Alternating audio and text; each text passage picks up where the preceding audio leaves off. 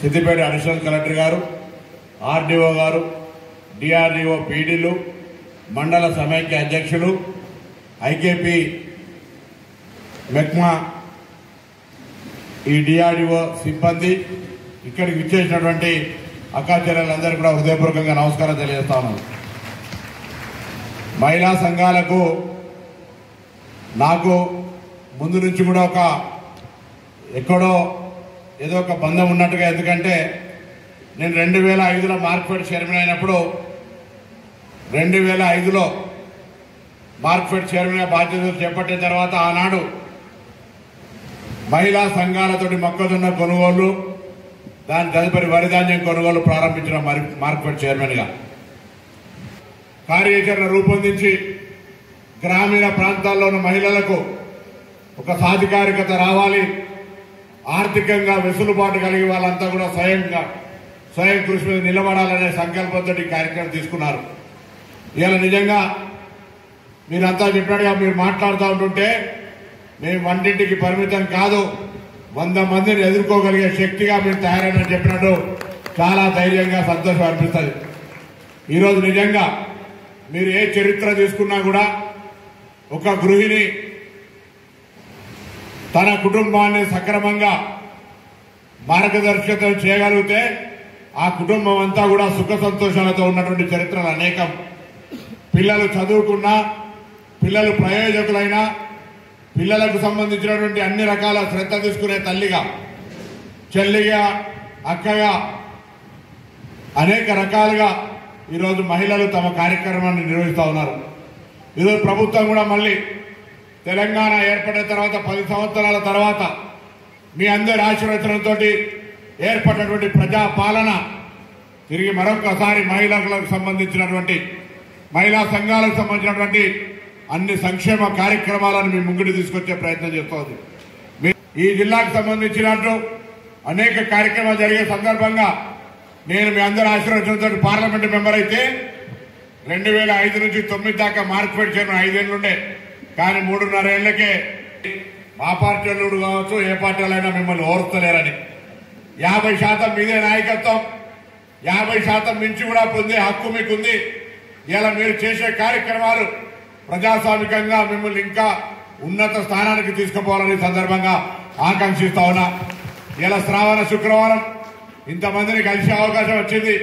మీ అందరికి ఇక్కడ మంచి భోజనాన్ని కూడా ఏర్పాటు చేసిన, మళ్ళీ ఇంటికి వంట చేసుకుని ఇబ్బంది పడే అవసరంలే. పోతూ కూడా మీ అందరినీ ఆ భగవంతుడు, ఆ లక్ష్మీదేవి చల్లంగా చూడాలని మీ అందరికీ మరి ఒక చిన్న బహుమానం కూడా ఇచ్చే కార్యక్రమం తీసుకుంటున్నా. కానీ నేనేమంటున్నా అంటే మీరు ఆర్థికంగా ఎదగండి. ఈరోజు వ్యాపారం చేయాలన్నా లేదా ఇతరత్ర కార్యక్రమం చేయాలన్నా తెలంగాణ ప్రభుత్వం ఏర్పడ్డ 48 గంటల్లో నేను డిసెంబర్ 3 నాడు ఎన్నికైతే డిసెంబర్ 7 నాడు కేబినెట్ మంత్రిగా ప్రమాణ స్వీకారం చేసినాం. డిసెంబర్ 9 నాడు శాసనసభ ప్రారంభం, మా సోనియా గాంధీ గారి జన్మదినం. ఆనాడు ఉదయం 11 గంటలకు శాసనసభ వేదికగా మహిళలు తెలంగాణ అక్కా చెల్లెలందరూ కూడా ఉచితంగా బస్ సౌకర్యాన్ని కలగజేసినామనే మాట మనం చేస్తున్నాం. ఈరోజు 2500 కోట్ల రూపాయలతోటి ఉచితంగా ప్రయాణం చేయగలిగినారు.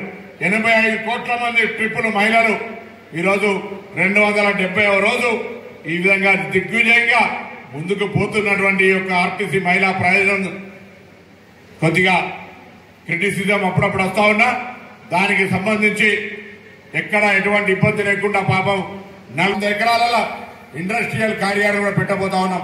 మీరు అంటున్నటువంటి 10-15 మంది కలిసి ఏదైనా పరిశ్రమ పెట్టదలుచుకుంటే industrial corporation DIC general manager ఒకసారి పంపి ఒక సమావేశం పెట్టి ఏమేమి పరిశ్రమలు పెట్టుకోగలుగుతారు, ఏ విధంగా ఇక్కడ రైస్ మిల్ పెట్టుకోగలుగుతారా లేదా ఇంకేదో పెట్టుకోగలిగితే కూడా వాళ్ళకి అన్ని రకాలుగా మండల సమైక్యల ద్వారా ప్రోత్సాహాన్ని ఇచ్చేటువంటి కార్యక్రమం తీసుకుంటాం.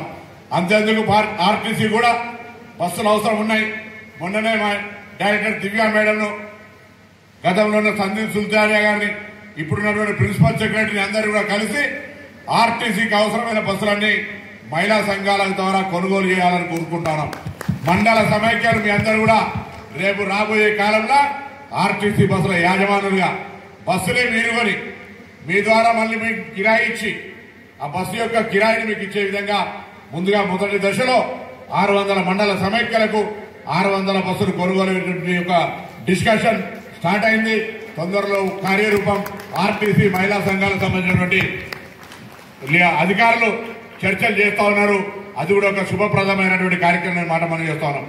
10 సంవత్సరాలుగా అప్పుడో ఇప్పుడో వచ్చేటువంటి మహిళా పావలా వడ్డీ శాతం రాకుండా పోతే కూడా మొన్న రాగానే అందరికి కూడా పావలా వడ్డీ శాతాన్ని మళ్ళీ ఇవ్వడం జరిగింది.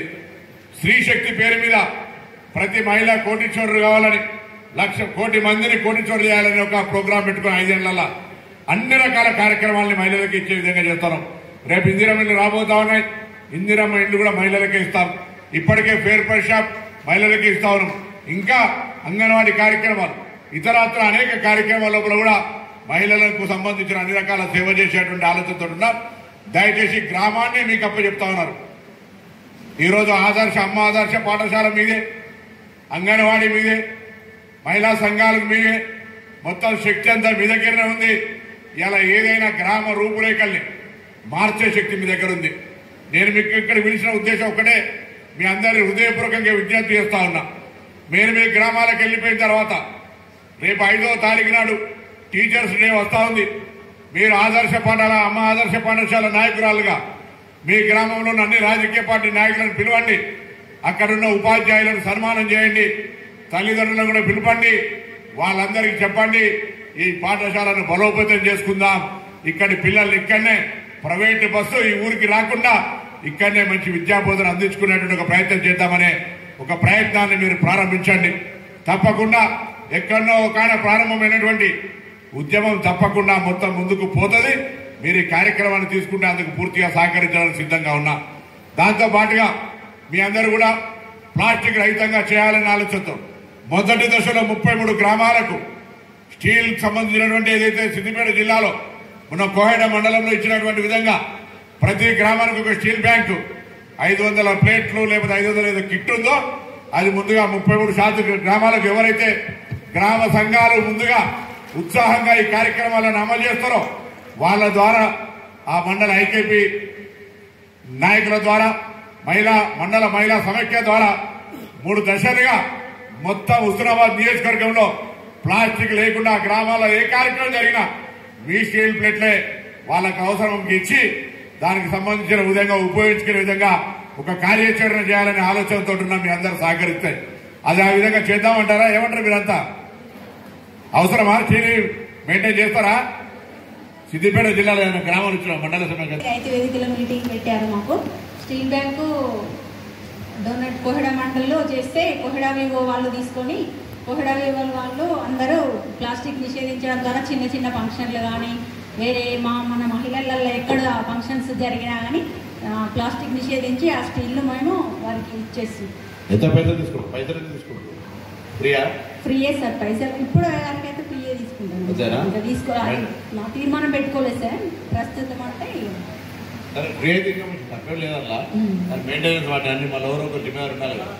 నిర్వహణ మందం తీసుకుంటాం సార్. తీర్మానం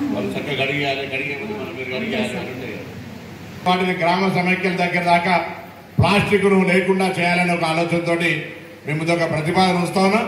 దాన్ని మీరందరూ కూడా మరి మీ యొక్క సంఘాలను గ్రామ స్థాయిలో గట్టిగా పనిచేసి మేము రైతు వేదికల ద్వారా వచ్చే స్కీమ్స్ అనేకం ఉన్నాయి. వాటికి సంబంధించి మళ్ళొక్కసారి మీ రైతు వేదికల దగ్గరికి వచ్చినప్పుడు మీ ఐకేపీ సంఘాల ద్వారా ఒక ఫార్మెట్ కూడా మీ అందరికి ఇస్తా.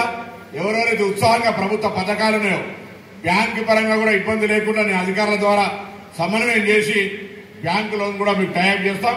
తప్పకుండా ఆ స్కీమ్స్ అని ఉపయోగించుకోమని చెప్పి సందర్భంగా కోరుతా ఉన్నాం. మీరు తక్కువ అంచనా వేసుకోవద్దు. మీరంతా కూడా శక్తివంతులు. మీరే ఇతరులకు సహాయం చేసే విధంగా ఆర్థికంగా రేపు పొద్దున మంచి ఉపయోగపడే విధంగా మీరు పనిచేయమని చెప్పి కోరుతా ఉన్నాం. తర్వాత మండల కాబట్టి ఫస్ట్ పేజీలో వీళ్ళందరికీ మాత్రం తప్పకుండా మిమ్మల్ని పిలిచి నేను ఆ బాధ్యత వీళ్ళని డ్రెస్ కోడ్లా వాళ్ళకి ఏది బాగుంటుందో సెలెక్ట్ చేయండి. రేటు కూడా నెగోషియేట్ చేయండి. నేను పేమెంట్ చేస్తా, వాళ్ళకి ఇప్పిస్తా అని చెప్తాను. దాని తర్వాత ప్రతి గ్రామైక్య సంఘం ఎవరెవరైతే అందులో ఉన్న సభ్యురాలు ప్రతి ఒక్కరు ఏదో ఒక ఆధారమైనటువంటి స్కీమ్ను ఉపయోగించుకొని 100% స్కీమ్స్ కు ఇంప్లిమెంట్ చేస్తున్నారని చెప్తే వాళ్ళందరూ కూడా డ్రెస్ కోడ్ ఇస్తాం. కానీ మీరు చేసుకోకుండా వాటిని చేస్తే ప్రతి ఒక్క మహిళ 73,000 మంది మహిళలు డిపార్ట్మెంట్లు 10 ఉన్నాయి. 73,000 మంది మహిళలకు ఏదైనా ఒక స్కీమ్ వాళ్లకు మీరు టైప్ చేసుకొని మీరు ఆ సెల్ఫ్ ఎంప్లాయ్మెంట్ సంపాదించుకోవాలి. ఇంతకుముందు పోతారం తల్లివే మీరు ప్రతి మహిళా సంఘ సభ్యుడు చెప్పిన నాకు స్పీచ్లా మనం వీడికి 500-600 మంది అనుకోవచ్చు, కానీ మనం 70,000 మంది అని చెప్పారు. మీరు 70,000 మంది అనుకోండి. 70,000 మందికి ఈ నియోజకవర్గంలో ప్రతి ఒక్కరు ఒక ప్రభుత్వ స్కీమ్ను ఉపయోగించుకునే విధంగా మీకు ఎక్కడైనా ఇబ్బంది ఉంటే నేను మీకు సహకారం చేయడానికి, అధికారులు సహాయం చేయడానికి ఉంటాం. తప్పకుండా ఈ నియోజకవర్గంలో ప్రతి మహిళ ఏదో ప్రభుత్వ కార్యక్రమంలో భాగస్వామ్యం తీసుకొని లబ్ధి పొందే విధంగా మీరు కార్యక్రమంలో భాగస్వాములు కావాలని సందర్భంగా కోరుతూ, తప్పకుండా నాకు ఆ విశ్వాసం ఉంది. మహిళలకు సంబంధించి మీరంతా కష్టపడి పనిచేసి కుటుంబాన్ని ముందుకు తీసుకొచ్చి అనేక రకాలుగా ముందుకు పోయే విధంగా కార్యక్రమం తీసుకుంటారు.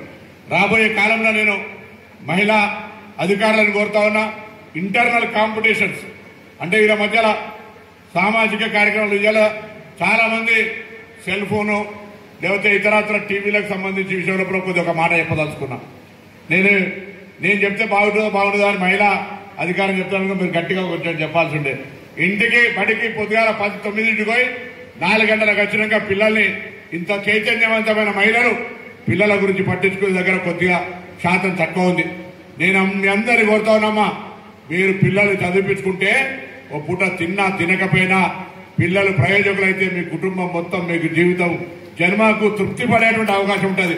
ఆ పిల్లల కోసం పాఠశాల నుంచి వచ్చిన తర్వాత మీరు టీవీ చూడాలనిపించినా ఇంకేమనిపించినా దయచేసి వాళ్ళకు చదివిపించి తొందర పడుకోబెట్టినాక టీవీ చూడండి. కానీ పిల్లల చదువుకు ఇబ్బంది కలిగే విధంగా సెల్ ఫోన్ ఇవ్వకుండా కష్టపడి వాళ్ళ పట్ల ఒక శ్రద్ధ పెట్టే ప్రయత్నం చేయండి. తల్లిదండ్రులు బుద్ధి చెప్పాలి. ఇలా 10వ తరగతి చదువుతున్న పిల్లలకు సంబంధించి అమ్మాయిలు సెల్ ఫోన్లలో ట్రాప్లో పడి అక్కడ ఇక్కడ నియోజకవర్గాల్లో చాలా నిన్న ఏసీపీ గారు చెప్తా ఉండ్రి కేసులు అవుతా ఉన్నాయి.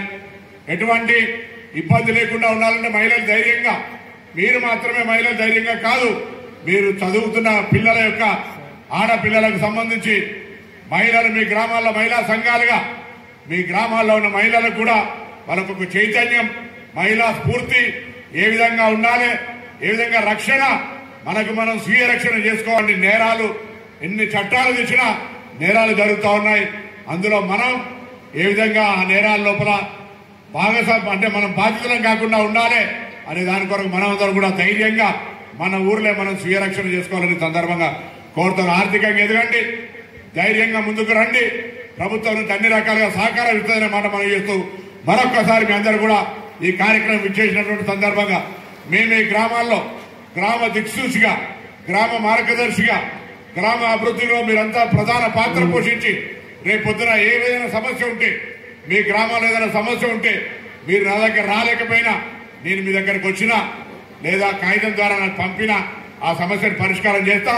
మండల సమైక్య భవనాలు ఎన్ని లేవో, గ్రామ సమైక్య భవనాలు ఎన్ని లేవో పద్ధతి ప్రకారంగా ఒక లెక్కన అత్యవసరంగా ఏది కావాలో వాటిని కట్టే విధంగా కూడా చర్యలు తీసుకుంటా అనే మాట మనం చేస్తూ మరొకసారి ఈరోజు మీ ముందు శాసనసభ్యులు నేను ఏ ఊరికి వచ్చినా మీ అందరి ఆశీర్వచనం చాలా మెండుగా ఉండే. మిమ్మల్ని అందరినీ కలవాలి, మీరందరూ నన్ను ఆశీర్వదించారు, నన్ను మీ శాసనసభ్యుడికి గెలిపించినారు. మీ ఆశీర్వచనంతో మంత్రి అయినా తప్పకుండా మీకు సేవ చేసేటువంటి విధంగా నా భవిష్యత్తు కార్యాచరణ తీసుకుంటాననే మాట మనం చేస్తూ అందరూ మీరందరూ కూడా సానుకూలంగా మీ కార్యక్రమంలో లోపల మీరు విజయవంతం కావాలి. మీకు ఆ భగవంతుడు అన్ని రకాలుగా ఆ హుస్నాబాద్ ఎల్లమ్మ తల్లి కావచ్చు, వరంగల్ భద్రకాళమ్మ కావచ్చు, లేవనాడు రాజరాజేశ్వర స్వామి అందరు మీ మీద మంచి నిండు మనసుతో ఆశీర్వాదం నుంచి మీరు ఆర్థికంగా ఎదగాలని వాళ్ళందరినీ కూడా ప్రార్థిస్తూ మీకు మరొక్కసారి నా హృదయపూర్వకంగా శుభాకాంక్షలు తెలియజేస్తా ఉన్నా. ఈ విధంగా మీరు పోయేటప్పుడు మీరందరం కూడా మేమందరం మీకు ఏదో ఒక చిన్నది మిమ్మల్ని గౌరవించేది ఇస్తాం. అందరు పోయి భోజనం చేసి నిమ్మలంగా ఇంటికి పోవాల్సిందిగా ఈ సందర్భంగా కోరుతూ అందరికి మరొక్కసారి ఈ శ్రావణ మాస శుక్రవార దినోత్సవం సందర్భంగా మీ ఆశీర్వచనం మీ అందరిది కూడా మాపై ఉండాలని కోరుకుంటూ మరొకసారి మీకు నమస్కారం చెప్తూ సెలవు తీసుకుంటాను.